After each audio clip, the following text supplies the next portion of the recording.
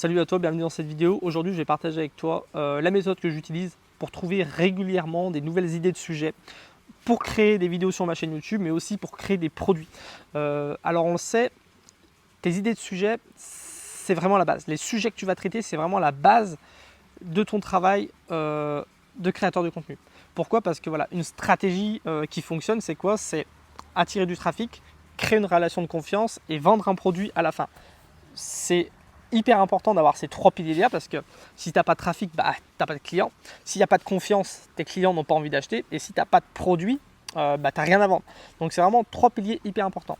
Et les sujets que tu vas traiter sur ta chaîne YouTube, ils sont hyper importants. Pourquoi? Parce que c'est ces sujets-là qui vont intéresser ton audience, ton public. Il va falloir que ça les intéresse tellement que voilà, ton audience, ton public, ton client, il va falloir qu'il te trouve par rapport à ces sujets. Il va falloir que quand il tape sur les moteurs de recherche sur YouTube, il te trouve. Il va falloir que ces sujets-là, ça l'intéresse tellement que à la fin, une fois qu'il t'aura suivi depuis 1 mois, 2 mois, 3 mois, bah, il ait envie d'acheter tes produits. Donc c'est pour ça que les sujets que tu vas traiter sur ta chaîne sont hyper importants.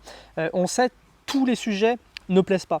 Souvent, quand tu as une nouvelle idée de vidéo, qu'est-ce que tu vas faire? Bah, tu vas faire cette vidéo et tu te rends compte qu'elle fait un flop. Allez, 80% de nos vidéos font des flops, on va dire. Il n'y a que 20% de nos vidéos qui vont avoir 80% d'impact. C'est un peu ce qu'on dit par rapport à la loi de Pareto. Moi, c'est ce que je vois sur ma chaîne. Il y a vraiment 20% de mes vidéos qui ont fait 100 000 vues, 150 000 vues, 50 000 vues, 70 000 vues, qui m'ont apporté énormément de vues, énormément de nouveaux abonnés, énormément de nouveaux clients.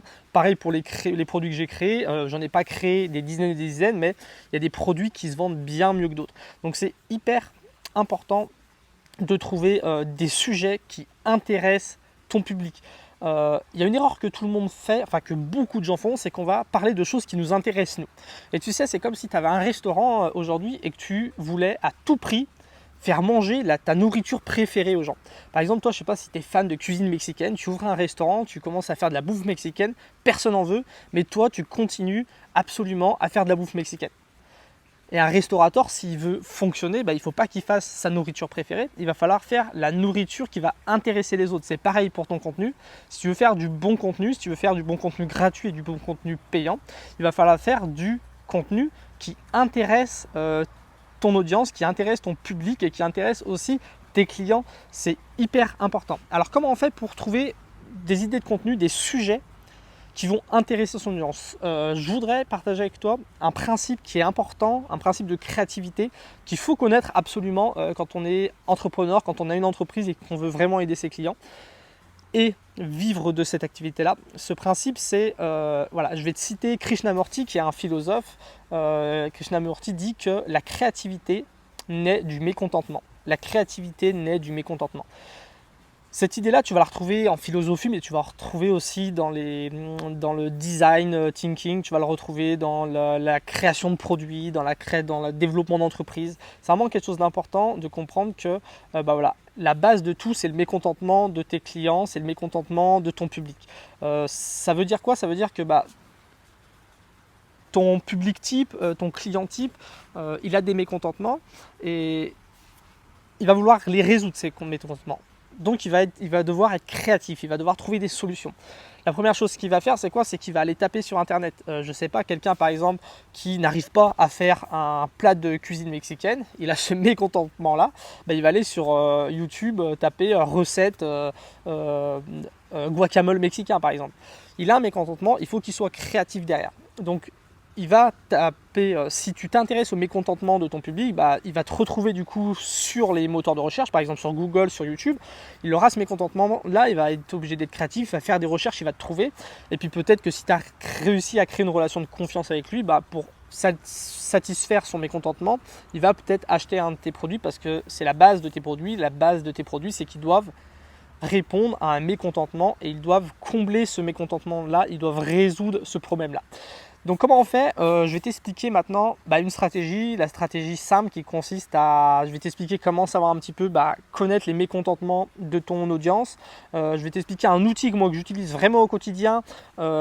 moi, ce que je te partage ici, c'est pas du bullshit, c'est pas des idées à travers. Tu sais, j'ai une vraie chaîne YouTube autonomade sur laquelle j'aide les gens à tout quitter et partir voyager. Et ce que je te partage sur cette chaîne YouTube là, bah, c'est mon parcours de créateur de contenu, mon parcours d'entrepreneur. C'est tout ce que j'applique sur cette chaîne. Je te le partage ici, donc c'est que des choses qui fonctionnent, en tout cas qui fonctionnent pour moi. Mais je suis pas là en train de te partager des idées qui ne fonctionnent pas. Tout ce que je te partage ici, c'est des choses que j'utilise concrètement.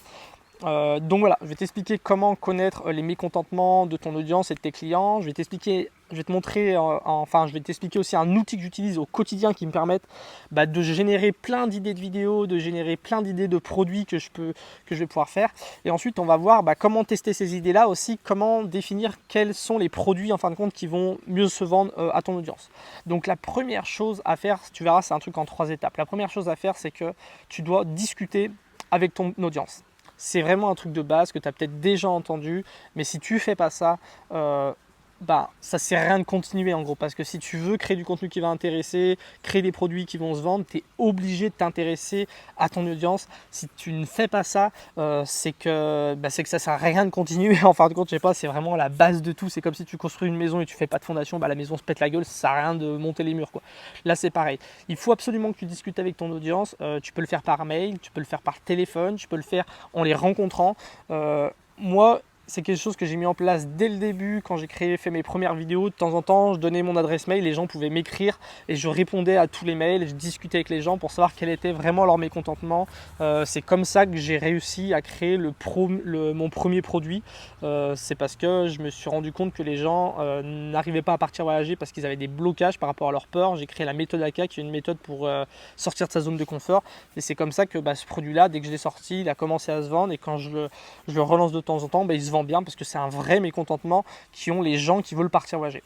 Donc la première chose que tu dois faire, c'est discuter avec ton audience et surtout leur laisser la possibilité de te demander de l'aide. Tu ne dois pas juste discuter avec eux comme ça, il faut qu'ils puissent te demander de l'aide. Alors moi, ce que je fais maintenant dans mes vidéos, régulièrement je fais des vidéos où je leur explique, je leur donne mon adresse mail et je leur explique qu'ils peuvent me contacter par mail et je répondrai à leurs questions. Ce que je fais, c'est que je leur réponds par mail. Des fois j'enregistre une petite vidéo en privé, des fois même on s'appelle. Alors c'est intéressant parce que ça permet de vraiment d'engager la discussion, de poser des questions, d'aller plus profondément pour savoir un petit peu quelle est la cause racine de leurs problèmes. Et puis ça peut permettre aussi de créer un petit lien de réciprocité, tu sais, quand tu viens en aide aux gens, et réciproquement ils auront envie de t'aider. Et moi je sais que ces gens, toutes ces personnes que j'aide par mail, que j'aide en faisant des vidéos un petit peu privées, des vidéos personnelles et tout, c'est des gens qui auront peut-être plus l'occasion de me rendre un service un jour si j'ai besoin d'un témoignage, si j'ai besoin d'un retour d'expérience. C'est des gens aussi qui vont peut-être plus facilement acheter un de mes produits parce qu'ils auront compris que je suis vraiment là pour les aider. Donc rentre en contact avec ton audience et laisse-leur une possibilité de te demander de l'aide. Donc tu peux faire ça par mail, tu laisses ton adresse mail, tu leur dis qu'ils peuvent te poser leurs questions et que tu leur répondras. La deuxième chose que tu dois faire, c'est de compiler les mécontentements. Une fois que tu as discuté avec ces gens, ils vont t'expliquer quels sont leurs mécontentements. Ils vont te poser des questions. Ce que je te conseille de faire, tu peux le faire au début dans un carnet, mais après il va falloir le faire plus sur un logiciel vraiment où tu peux prendre énormément de notes, classer aussi les notes. Donc l'idée c'est quoi? C'est qu'à chaque fois qu'on va te poser une question, tu vas la noter. Chaque question c'est le mécontentement en concret. Quelqu'un qui te pose une question, c'est un mécontentement, donc tu vas noter tout ça. Le but c'est vraiment de tout noter, ne perds pas une occasion. Des fois une simple question peut être une idée de vidéo qui va te permettre de faire peut-être 10 000 vues, 20 000 vues, 30 000 vues. Une simple question va te permettre de trouver l'idée d'un produit aussi. Donc note tout ça, essaye de les classifier après en grand mécontentement. S'il y a des questions qui reviennent toujours sur le même sujet, tu les mets ensemble, tu mets un petit titre, ça peut te permettre de trouver une idée de sujet à traiter. Donc moi c'est ce que je fais, dès qu'on me pose des questions, je mets ça, j'ai sur l'application BIR, j'ai tout un tas de notes. Par sujet, j'ai mis plein de questions. Donc tu as vraiment des grands sujets qui vont ressortir. Toutes les idées de questions, ça peut être quoi? Ça peut être des idées de chapitres que tu vas mettre dans tes formations, ça peut être des idées de vidéos que tu vas faire sur YouTube. Donc tu l'auras compris, c'est vraiment quelque chose, c'est vraiment un pilier de ton entreprise, c'est vraiment un pilier de ta stratégie de marketing de contenu. Tout va tourner autour de ce dossier-là. Donc il va falloir le classer, il va falloir l'enrichir constamment, mettre toujours de nouvelles choses. Une fois que tu as fait ça, une fois que tu as discuté avec ton audience, une fois que tu as déterminé quels étaient leurs mécontentements, une fois que tu as trouvé des grands sujets, que tu as plein de questions, c'est le moment de passer à l'action. C'est le moment de commencer, c'est la troisième étape, c'est le moment de commencer à tester les sujets.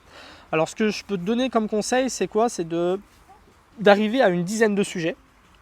Si tu commences à rentrer en contact avec ton audience aujourd'hui, dans 1, 2, 3 semaines, tu auras largement une idée de 10 sujets. Tu peux lancer une FAQ aussi, tu peux faire lancer un petit sondage aussi où les gens peuvent te poser des questions. Ça te permettra d'avoir plein de sujets à traiter. Ce que je te conseille de faire, c'est d'en prendre 10. Tu en prends 10, les 10 qui sont revenus le plus souvent, et tu fais 10 vidéos. Tu fais 10 vidéos sur ces sujets par rapport aux questions qu'on t'a posées. Une fois que tu auras fait ces 10 vidéos, tu essayes de regarder les 3 sujets qui ont le plus plu. Le but ici, ça ne va pas être de faire des vidéos sur les sujets qui n'ont pas intéressé tout le monde, mais vraiment faire des vidéos sur les sujets qui ont le plus plu. Tu fais 3 vidéos et tu vois ce que ça donne. Tu vois ce que ça donne, tu essayes de refaire des vidéos sur ces 3 sujets et tu vois ce que ça donne. Tu vas voir si c'est des sujets qui font des vues. Normalement oui, si les gens t'ont posé ces questions, si tu as pris 10 sujets, que tu en as sélectionné les 3 meilleurs, forcément que ça va être des sujets qui vont intéresser les gens. Et puis au fur et à mesure, tu peux continuer à demander aux gens sur ces sujets qui te posent des questions, d'essayer de prendre une liste de, je sais pas, 20, 30, 40 questions par sujet. Et ça peut commencer à te donner la structure peut-être d'un produit que tu vas créer, un produit d'information.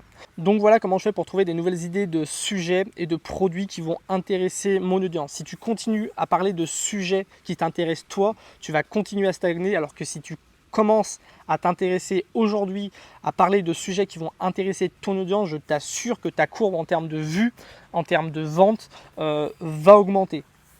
Pour ça, c'est quand même pas très compliqué. Il te suffit de commencer à parler avec ton audience, à noter quels sont ses mécontentements, à faire des vidéos sur ces mécontentements-là et commencer à créer des produits sur ces mécontentements-là. Si tu veux une méthode simple pour trouver des idées de vidéos sur ces sujets que tu auras trouvés, je te conseille d'aller voir cette vidéo-là où je te montre une petite routine que tu peux mettre en place qui va te prendre 20 minutes, une demi-heure, peut-être 1 heure par jour et qui va te permettre de trouver des idées de vidéos sur ces sujets-là que tu auras trouvé sur les sujets qui intéressent ton audience. Je te laisse aller voir cette vidéo maintenant.